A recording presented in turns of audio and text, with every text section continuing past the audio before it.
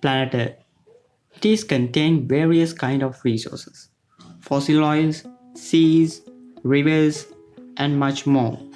But one resources control all other resources. It's humans. Human resources become important one when we compare with other resources because it can control all other resources of this planet. So, what is human resources? The human resources is process of efficient and effective utilization of available human resources to achieve and goals and organization. In human resources management, we can identify the recruitment as important segment. In this recruitment, hiring, induction, and placement directly or indirectly affecting to the organization. When we talking about hiring, it is become very important criteria in the recruitment. So, what is hiring? Hiring is process of appointing the candidates selected for the job. So in this scenario, Gans want to become the manager in the organization, but Gan have to go through the few steps. As an employee, Gan starting to think about his hiring process. Will they ask questions? Will they check my qualifications? All these type of questions come up with to every employee's mind. But in hiring, it have a process. As a first step, preparation of appointment letter, notifying, following up, making new appointment, finally, contract of employment. After going through this process, if Gan fulfilled all these criteria, he has become the manager of this company. The next step is induction. As we know, induction we can simply say it is orientation to the employees. Actually, it is planned introduction for the employees to their jobs, co-workers, and the organization. It creates first impression of the minds of employees. This familiarization process helps employees avoid any discomfort about new environment, and it also helps to get helicopter or bird's eye view of the organization. Benefits of the induction is building confidence, low waste and accidents, low tardiness, absenteeism, turnover, reducing the start-up cost, speeding up socialization, reducing real shock, reducing culture shock, starting to contribute soon, favorable attitudes, increasing loyalty, familiarization with the job quickly, creation feeling of the belonging, building confidence. So, to get more information and clarification on introduction, we meet Ms. Anupama Disanaikar of the Faculty of Business of Slate.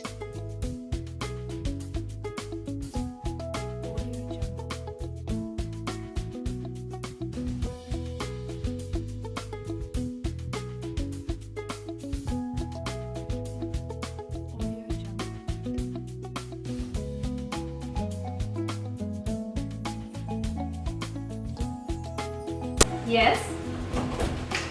Excuse me.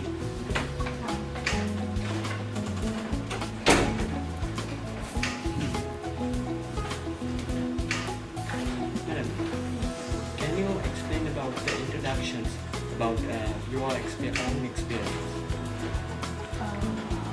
Hi, I'm Anupama, a lecturer attached to the Slate Business School. So I'm supposed to talk about the induction. Employee induction is really important HR function where the organizations are giving a planned introduction to newly hired employees. Now, employees can be hired through internal recruitment or external recruitment. Either way, those employees are brand new for the position that they are hired to. So therefore it is really compulsory for organizations to give a particular introduction to these newly hired employees. Talking through my experience now, when I was hired basically after my graduation, subsequently after my graduation, so that it was my first appointment, my first working experience, so I didn't have any formal knowledge about how to conduct my job related tasks, duties, and also to carry out my responsibilities. So giving an introduction on how to conduct lectures, and also how to prepare lecture slides, and to conduct tutorial sessions, and also to prepare tutorials. It's really important for me because that was like whole new experience for me. So the introduction the institute gave me on that was really important. And then again, there are some cases that some of my colleagues who were hired after me were not given formal introduction, so they face certain difficulties in getting themselves adjusted to the situations.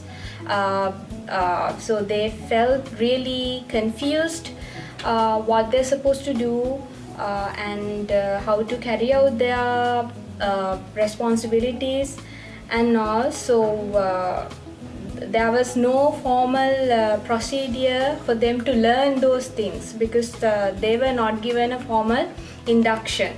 So they felt really bad, and also they felt difficulties in get to know other staff members. So basically we have to move with them, we have to talk to them like mentors, and tell them, okay, this is the lunchroom, this is the washrooms and all. So everything we should we told them, so to make them more comfortable. I thought that it would be much nice if institute gave them a formal introduction to what they're supposed to do, to the job, and to the organization, so they might be able to do their job much more productive than they were doing at that time. So through my personal experience as well as what I have seen all these years, I believe giving a formal induction is really important to employees. Placement can be defined as the process of assigning a specific job to selected candidates. It involves assigning rank and responsibility to an individual, and it implies matching the requirements of the job with the qualifications of the individual. The simplest definition of the placement can be defined as the allocation of people to jobs in the organization. Placement can be happen in two ways. First one, looking for an individual to a specific job, and looking jobs to match individuals. After an employee has been hired and oriented, he or she must be placed in his or her right job. It is the assignment or reassignment of an employee to a new or different job. If the number of individuals is more than the jobs available, the qualified person is selected and placed. And on the other hand, if the more jobs are available, the possible selection is